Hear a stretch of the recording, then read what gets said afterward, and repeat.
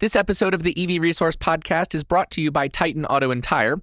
Titan has some of the very few independent auto repair shops in Central Virginia that are qualified to work on EVs and hybrids. And from hybrids to Hummers, they fix everything. For more information and to schedule an appointment for your vehicle, go to TitanAutoTire.com. Coming up this week, you most likely qualify for that funding.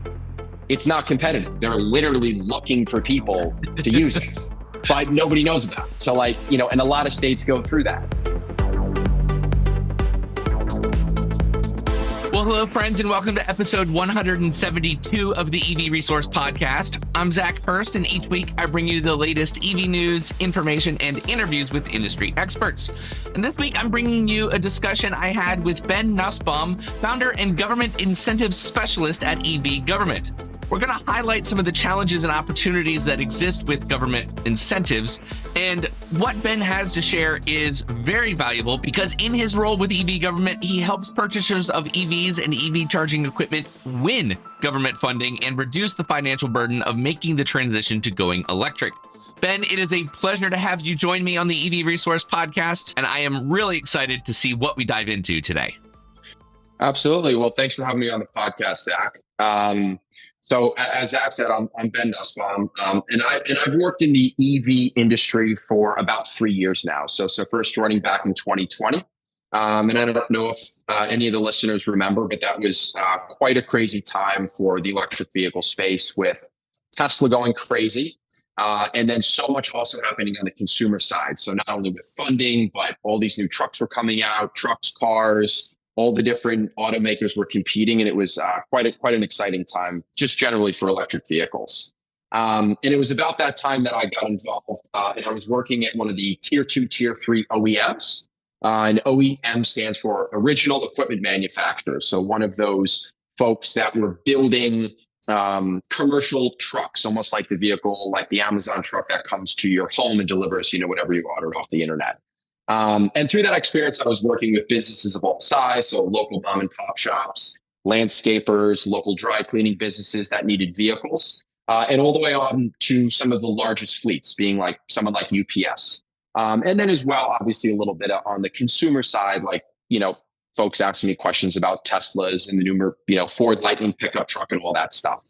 And during that experience, really what kind of was happening is the government, at this point, there's well over $5 billion of federally available, federal, state, and local level available funding for folks to essentially win and help them go green. And the government is doing a big push and want people to do so.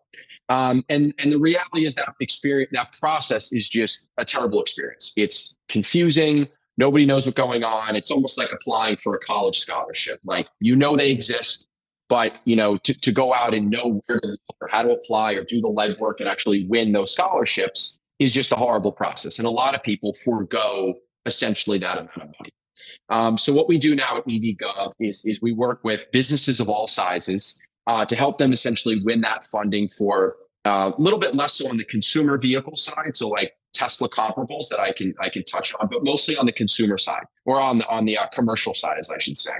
And when I talk commercial, it doesn't have to be big business. It can be small business. So it can be a small business that buys a big truck. And that also carries over to EV charging as well. So whether it's workplace charging or you want to install charging at your residential property and the like. So it's kind of like the full 360 of win people money and make it less costly to go green is kind of the slogan that we've been using. Sure. And that is one of the biggest hurdles to electric vehicle adoption or, working with getting charging installed, especially for businesses that might be curious. And if you don't have more than a basic understanding of this space, it could get very confusing and probably more than anything, intimidating to somebody who might just want to go out there and look for some additional funding and just not have it. The mom and pop shop around the corner that has maybe 2 or 3 delivery vehicles, they don't have a team that's dedicated for going out there and trying to find out what money is available. And they're so busy working in their business that they probably don't have time to do the research and figure it all out anyway. I imagine that there's a lot of funding programs out there that might not even get all of the money awarded because people don't Mhm. know about them. Is that something that you've run into at all?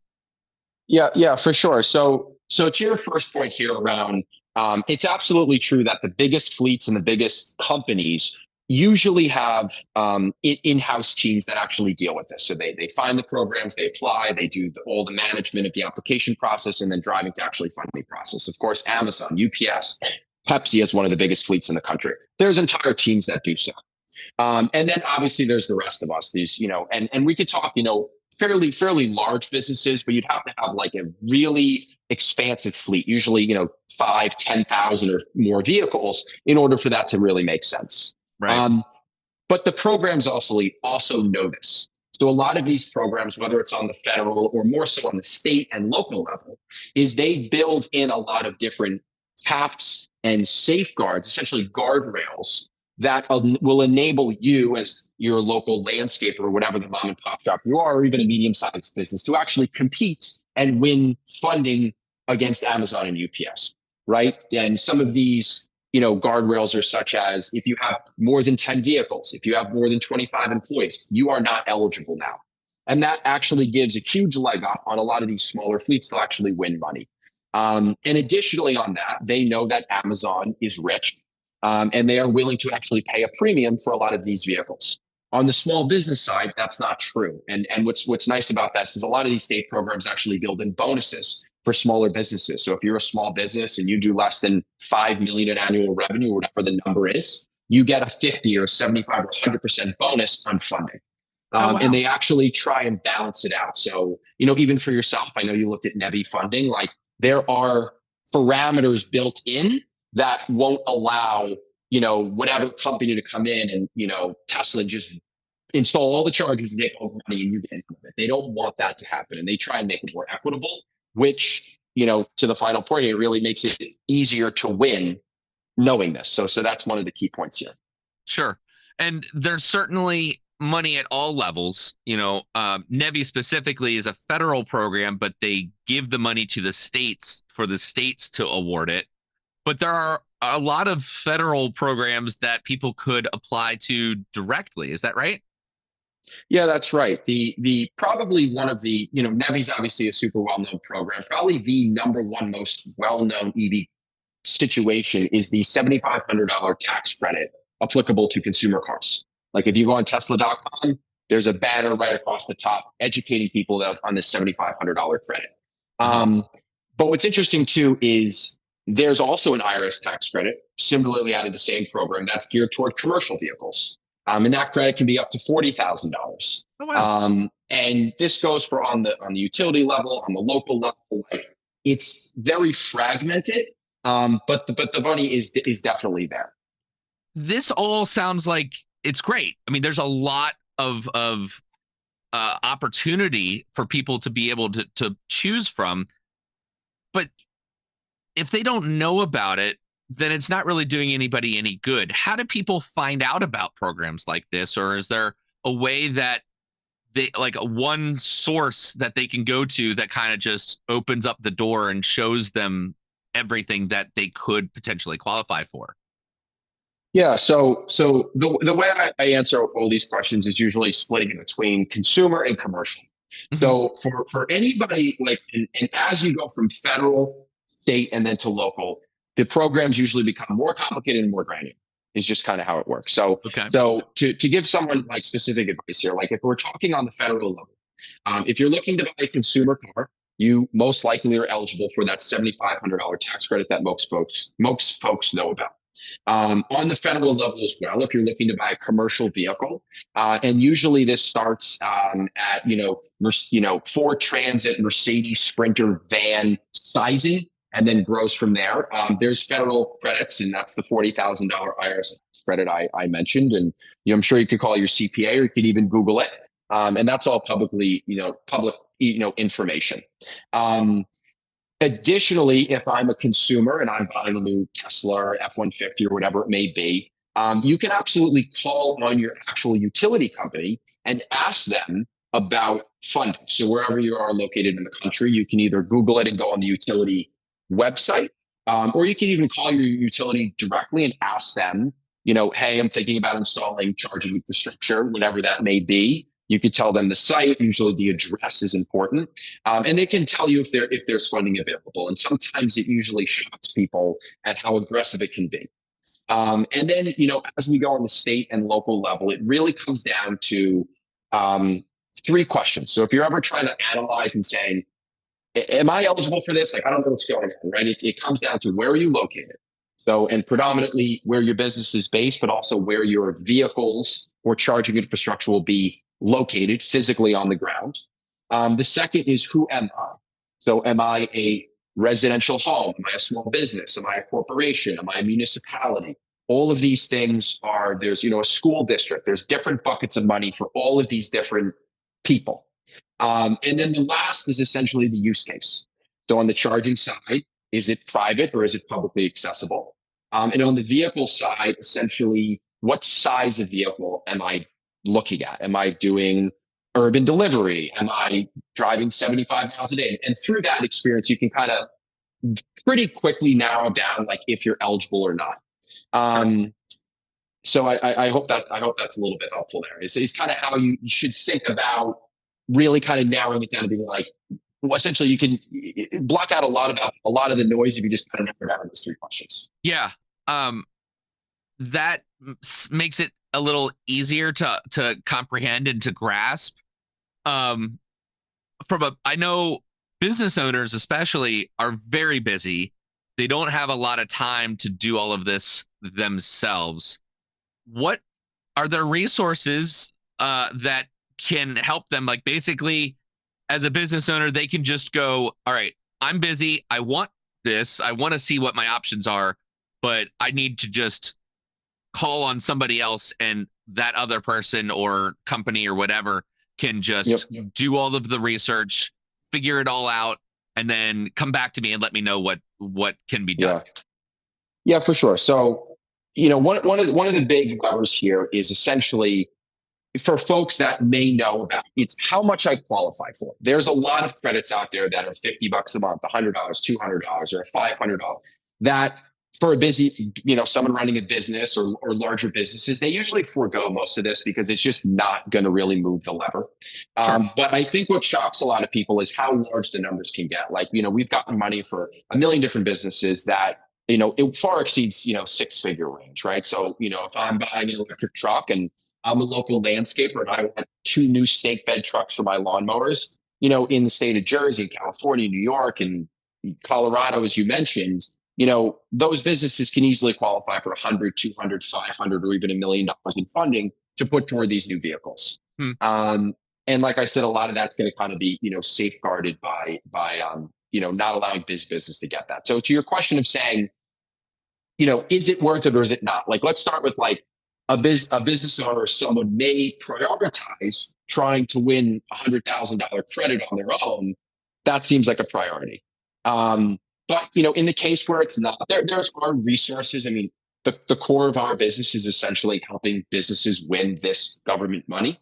But if you're sitting at home and you have 30 minutes, or even 20 minutes, you can Google a lot of these programs and they're all publicly available. What tends to happen is, Zach, kind of where you're sitting in your shoes, is you found out about NEVI, and then, or whatever program it may be. Right. And then there's like an implementation manual, which they call it, which is like sometimes a 200-page legal doc. And you're like, oh my God, like, what am I doing? So now that's kind of the time where, we engage with people and I can kind of, ask them some basic questions and pretty quickly just say, am I eligible? Am I not eligible? And if I'm eligible, give me a ballpark or give me a specific number. And then if it's worth pursuing, it's worth pursuing. So I want to focus more specifically on your business, EVGovt. Naturally, one of the biggest things that any business owner is going to ask, and I mean, honestly, even private consumers would ask is, okay, well, how much is it going to cost me to leverage your skills, your expertise, your knowledge, and your time to go, like, essentially be bird dog and go, all right, you go find it and let me know. I mean, there's a lot of value in that service of what you're offering. you need to get paid. So obviously, I'm sure it depends on, specific situations, but generally, is there like a ballpark, or even just, are people paying you directly? Are you taking a Mhm. portion of any awarded money? Um, if you can talk about how that works and kind of Yeah. give people an idea of what that might look like. Yeah, yeah. So for essentially end consumers is the folks that you're referring to now. So we also work with manufacturers, dealer groups, people that are actually making and selling these vehicles, and that's usually structured differently. But particularly for end users, right? Consumer, commercial, small business, medium, big business, whatever it may be. Our standard way is usually charging a success fee. So that starts off with essentially like an initial consultation. And that's helpful for you and I to essentially sit down and say, am I eligible, and kind of what does this look like? And Mhm. sometimes there's more digging, and sometimes we need to go through, tax documents or things that are a little bit more complicated. But just on an initial consultation, it's like, what are we going after? And then particularly on our side, we like to charge, or we like to chase, I should say, the funding that really matters. And that usually falls in, 50 to 100K is kind of like the min there on what it can really change, like the scope of an entire company to win funding of this nature, right? Like, Sure. the $100 and $200 credits, I'm happy to point folks kind of in the right direction. But we usually try and chase the larger money, and our standard way of essentially making money as a company is charging a success fee. Huh. Similar to that a lawyer will take on your case, and if they're awarded, funding in front of the judge, we take a piece of that. Right. Um, I think we've all seen the billboards like, you only pay if you win. right, right, right. But to that point as well, like we don't want to chase an opportunity that we're just like not gonna win. Sure. And that's the core of this too. Is the money, like, I think one of the big questions here is like, why is the government doing this? Like, why are they writing hundred million $1 billion checks to do this? And the reality is they want people to use it. Like, that's the goal. They're not putting $250 million in a bank account and saying nobody touch it. The goal is to get rid of it in 18 months or 6 months or whatever it is, and then fund it again. So the likelihood that we can assess that pretty quickly. But people, they want to give this away. Essentially, is Sure. is the principle here. What Yeah. would you say is the biggest hurdle for people connecting the dots? The people that really could use that type of funding through whatever program, the governments that are wanting these programs to be used. What would you say is the biggest reason that they're just not easily Yeah. connecting? Yeah. It honestly comes down to, on the state level, it comes down to like marketing, word of mouth, and essentially distribution of knowledge of these programs. That, speaking frankly, a lot of these governments suck at. And we have seen a number of programs essentially fail to just fail as a whole to essentially market, right? Like Massachusetts, for example. Not that that was a failure, but Massachusetts released a big bucket of money. I think it was like 30 million or so. And that money has sat there for about 2 years, and a very small percentage of it has actually been awarded. And it's not because it's competitive, and it's not because there's not a lot of businesses that qualify, but it's because people don't know, and the program doesn't do outreach and make calls and solicit or pay for Sure. advertising, and kind of just like put it on a website and no one knows. And then like we go look back 2 years and only two of 30 million went. So, Oh, wow. what I want people to think about is like, if I'm a business in Massachusetts, you most likely qualify for that funding. It's not competitive. They're literally looking for people to use it, but nobody knows about it. So like, That and a lot of states go through that. It's that kind just of funny. blows my mind that there's money just sitting waiting to be used and people don't know about it, but they should. What would be the most appropriate first step for somebody to take, that they're watching this, they're listening to this? What should they do aside from Googling it? Because I mean, I'm gonna push back a little bit on that, because that's like an easy answer. Like, oh, just Google it. Well, Yep.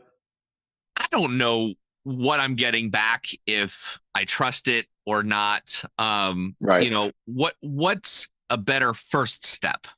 Other than Googling it, the one caveat I would say about that is, if you If you Google it or you read in a EV resource or another publication, or even a friend or another business owner mentions one of these programs to you, you can not only look up that program specifically, but they all usually have help centers. And you can actually call on that program directly. It's free. And you can speak, usually sometimes email, but usually with a live person, and you can verify all of the information that you're reading and make sure you're understanding it correctly. And I even do that myself sometimes when you're dealing with these programs. They get complicated, and sometimes there's gray areas always in the programs. But to speak with them directly. So that's always helpful. And again, in 20, 30 minutes, you can get all your questions answered, easily. On a secondary note, we get a lot of folks to reach out to us. And like I said, it's usually that in 10 or 15 minutes, you can really assess predominantly if someone's eligible. Now, if I'm sitting in my car, or my Tesla now, listening to this podcast, what I would really think is, what size of vehicle am I looking to purchase? And like I said, if you're ever looking to purchase something of a Ford Transit or Mercedes Sprinter van, those vans, or like in the new Amazon Rivian trucks, those things that are bigger, there's usually funding available for that. The funding also leans more toward the Northeast and West Coast. So if you're in any state, if you're listening and you're in New York, New Jersey, Massachusetts, Connecticut, California, Oregon, Seattle, Colorado, some of those 10 or so states, usually there's funding available in those states. If I'm in Florida or Alabama or Kansas, there's probably not. Right. Now, obviously, all the federal programs are available in all states. But that's really what I would do. And again, calling on your utility company can be helpful.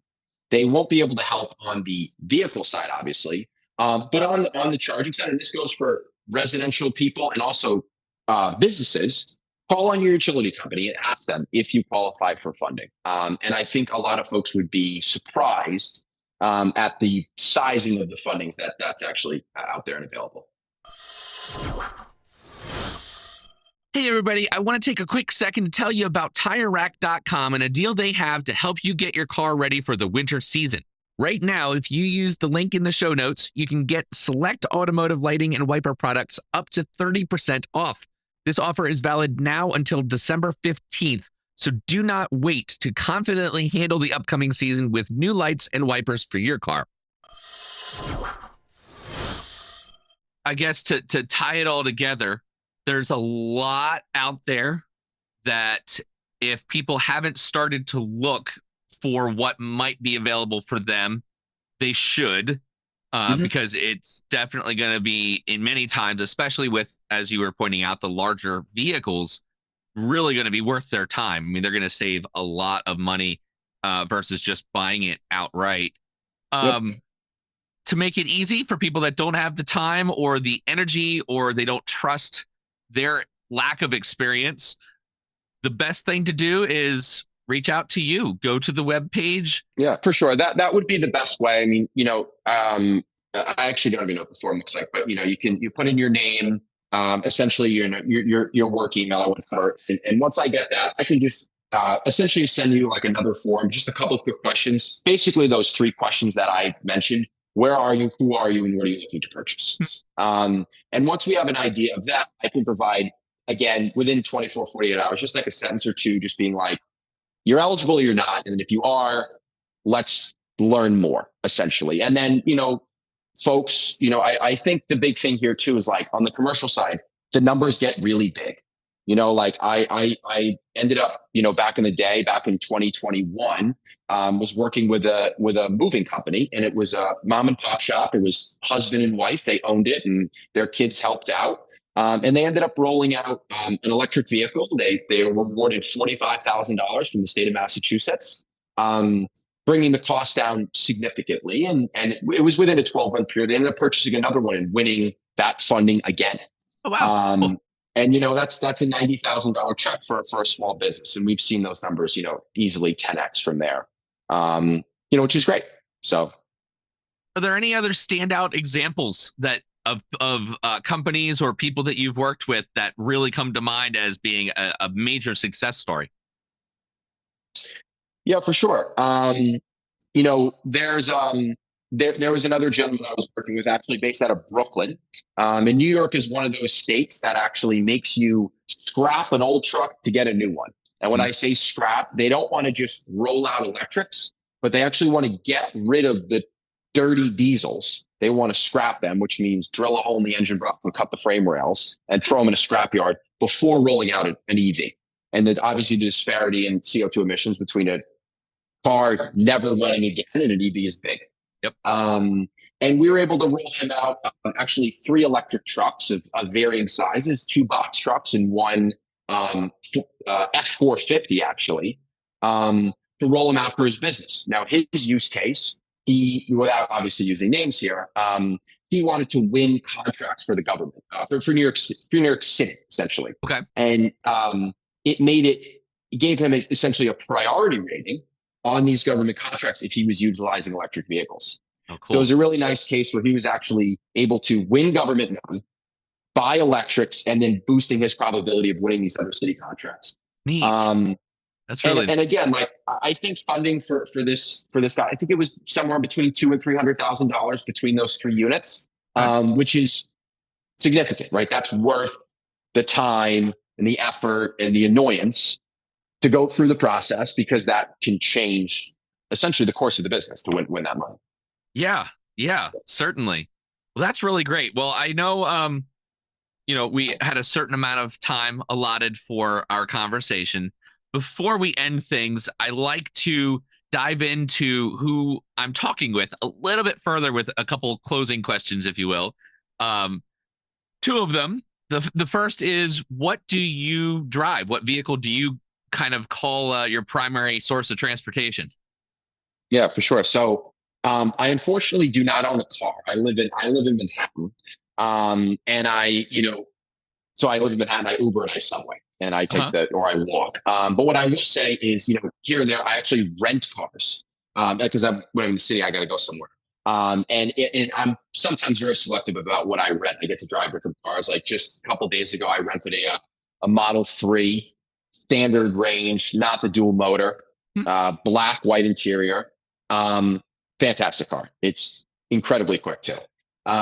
So that always interests me. And, all the other different EVs that are currently rolling out now, I'm always looking and seeing kind of the reception. And some of them have been flops and some of them have been killer. So that's always fun to see. I can relate to that as somebody who drives a lot of different electric vehicles. And any of them that are like really stand out to you as like a vehicle that you're like, man, this is awesome, and they're doing it absolutely the right way?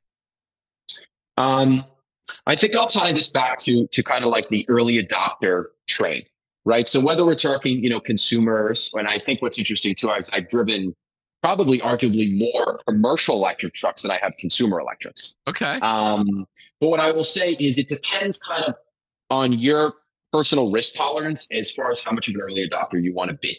So buying a Tesla now, I would feel fairly secure. Buying a Tesla 10 years ago is a different situation. Sure. Now, if I'm looking to buy an EV from Ford or Audi or Mercedes, yes, I'm an early adopter in regards to like, it's a new electric car, but I'm also backed by a company that's been around for 100 years. Sure. So, obviously it's warranted and insured and all of this kind of the safeguards, and you can go to your local dealer and things of that nature. And it goes for the consumer side too, right? Buying a Ford Transit EV truck and winning government money is great. And if it's backed by Ford, that's great. But what's also interesting too is a lot of these big OEMs are slow to do that. And there's a million different tier 2, tier 3 OEMs on the commercial side, probably 10 or so, Exo, C Electric, Central Auto, Lightning E Motors, all of these companies that a lot of folks haven't heard about. But build great products and you can kind of roll them out today, which is cool. Right. Yeah. There's certainly a lot out there, much more than there might have been 5 years ago. And I would expect that 5 years from now, it's going to be almost unrecognizable in terms of the amount of options that people will have.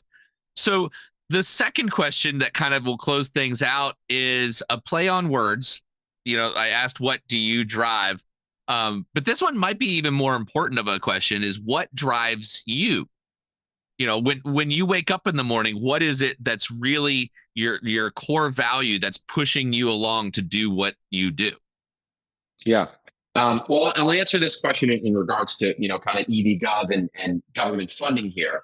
But essentially, this whole process around EV funding starts on Google paperwork, 200-page implementation manuals, a lot of digital pictures, and all of this kind of going on. But at the end of the day, it's literally a tangible product. It's a truck that you can drive, or it's a charging that you can plug in. And we've gone through the process on obviously rolling out a number of vehicles as well as charging infrastructure. And for example, there was a beverage company in New Jersey. Again, I won't name names here, but they purchased 2 charging plugs and 2 vehicles. And I was actually able to see that happen on the ground, where they added a couple of parking spots. They put a new pavement. They put in those yellow, steel cement poles, installed the charging, and then had the vehicles out front, and they were able to wrap them saying like electric vehicles, and all the employees and customers in and out would see that parked there on a day-to-day basis. And obviously the vehicles were being used. So like there was a lot of paperwork and all that stuff. But at the end of the day, it's like you could sit in the car, you could be in the truck or the car, and you could turn it on and you could drive around the block. And I know that the government had paid for half of it. So, it's kind of a cool process to see that unfold. So what about all of that is so important to you? Like, why do that versus anything else that, is available in terms of occupation? Like, what is it about helping people with this that is special for you?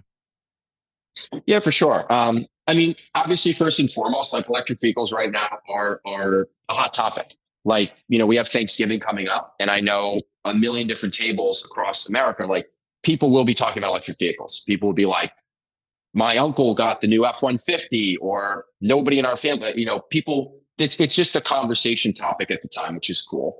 And at the end of the day too, like obviously winning money, there's money involved.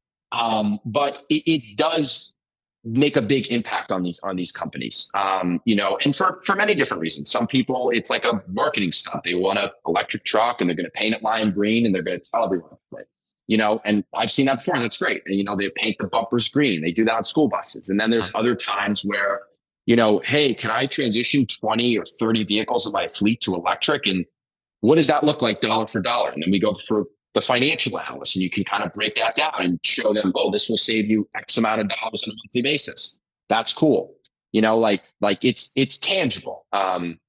Software isn't as tangible. This is tangible. At the end of the day, it's a hardware product. So it's kind of cool. Sure. So providing real immediate solutions that help people and like you said a couple times, have the potential to absolutely change the trajectory of their business in a positive way. Yeah. So, and that goes for everyone. So, to kind of close it off here is like, obviously anyone's welcome to reach out to me. I'll provide feedback via email. If you want to call me, you can call me. But, call your local utility company, do a little Google research, ask somebody, you can even go to your dealer. So if you're buying from, this is one thing I didn't mention, but if you're buying a consumer car or a truck, call the person that sold it to you. If it was a dealership, call them and ask them. A lot of times they're not overly educated, because sometimes it gets a little confusing. And again, marketing sucks, but call them and you should ask them, right? And say, hey, I'm thinking about a new electric truck. Like, do you sell those now? Like, is there government money? Make one phone call and people will be surprised. Awesome. Well, Ben, hopefully this will be of massive help to people. Naturally, I would encourage them to work with somebody like yourself that already does this. So to just make it easy, keep it simple. They don't have to think. They just, send an email, make a phone call, and start the process of getting connected with the solutions that are available. So I want to thank you for taking the time to share about this, because there is so much out there, and if people don't know about it, then it's not doing any good. So let's get people aware and do some good. So, Zach, thanks so much for having me on. I love your publication, and obviously anybody else listening who doesn't read what Zach and his team writes, you absolutely should. And feel free to reach out to me anytime. You can also find me on LinkedIn. I message me or follow me. And I usually try and spit out some content too. If the government's not going to market the program, I can market the program for them and tell people about this, which I'm hopefully that's helpful. Awesome. Great. Well, it's been a pleasure having you on. Thank you so much. All right. I hope you enjoyed that. One of the biggest hurdles to EV adoption is that higher cost of entry for individuals and businesses. And Ben, really, his knowledge and experience make him the perfect person to connect with on this topic. If you want to follow up with Ben, or honestly, just follow along with his work, you can check out the 2 links in the show notes. The first one is to the EVGovt webpage, and the second one, as he had mentioned, is to his LinkedIn profile, where he does post some updates on a fairly regular basis. Okay, so it is time now for the question of the week. Last time I had asked you all what predictions you had about how AI will impact the auto industry.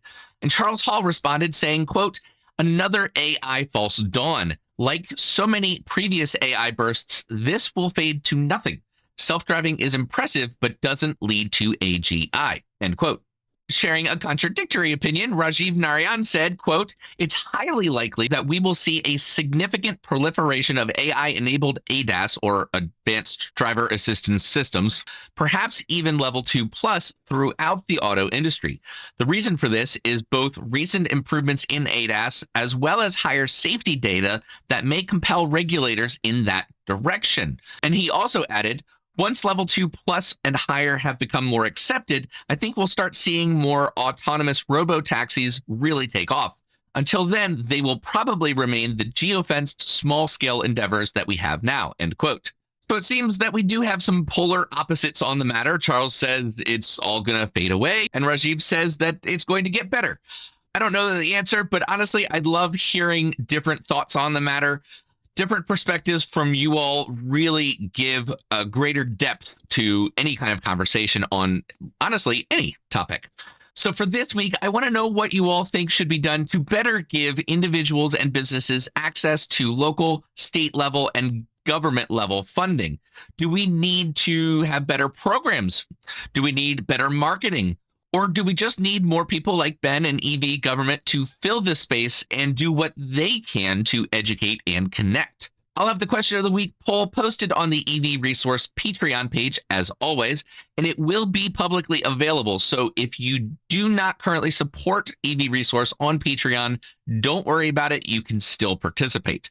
You can also share your thoughts by calling into the EV Resource hotline, and it can be a response to the question of the week. But honestly, it can be anything else that you want, as long as it's an EV question, comment, or discussion topic. And if you have something that you do want to talk about, this is your chance. There are 2 very easy ways to participate. You can use your smartphone's built-in voice recording software, record your message, ideally keeping it to 90 seconds or less, and then email that file to me at hello@ev-resource.com. Or you can take that same 90-second or less message and call into the EV Resource hotline. It's toll-free. You can call anytime, day or night, and the number is 1-844-387-2428. Again, that is 1-844-EVR-CHAT. And if you know someone special with an upcoming birthday, anniversary, graduation, or some other special occasion, you can give them a unique gift of recorded voices from friends and family telling them why they are special. The recordings can be podcasted, like I would, or put onto a keepsake. Visit lifeonrecord.com or follow the link in the show notes to learn more. Before I end the episode, I definitely want to thank our Patreon supporters. These individuals have chosen to give a small financial contribution to support my efforts here with EV Resource. Patreon is actually one of the primary ways that EV Resource is funded, so I'm super appreciative of their contributions. The way it's set up is with different tiers that have benefits for those who choose to support, and the benefits stack as you go up to higher tiers. So a big thank you to those supporters at the top tier, the director tier, Rajeev Narayan and Andy Cooper. Thank you to Christopher Lawrence at the executive producer tier. And at the producer tier, we have Charles Hall, Eric Weber, Bruce Gallant, and Tony Stuntz. Thank you also to the Patreon members who choose to support at all of the custom levels that they have chosen. If you are interested in ad-free podcast episodes, EV Resource merch, direct access to me via email, Zoom, or otherwise, or also want to just give me some resources that can help make EV Resource better, and that way I can put out better and more exciting content, then I strongly would encourage you to go to patreon.com/EV Resource and consider joining the Patreon family. And if you're not quite there yet, that's perfectly fine. It is not mandatory. It's 100% optional. But there is another way that you can support my efforts with EV Resource while getting some deals on your favorite products. I have partnered with a large number of major brands to bring you exclusive discounts and special offers. From brands like TireRack.com and Goodyear Tires to NordVPN, Ghirardelli Chocolates, which it is the season to give, and OMU lithium-ion 12-volt batteries. Seriously, a lot of great stuff to check out. For a full list, you can go to ev-resource.com/deals. Okay, that'll about cover it for this episode. If you do want to provide any feedback, comments, questions, or concerns, feel free to email me at hello@ev-resource.com. And thank you so much for watching and listening, and I'll catch you next time.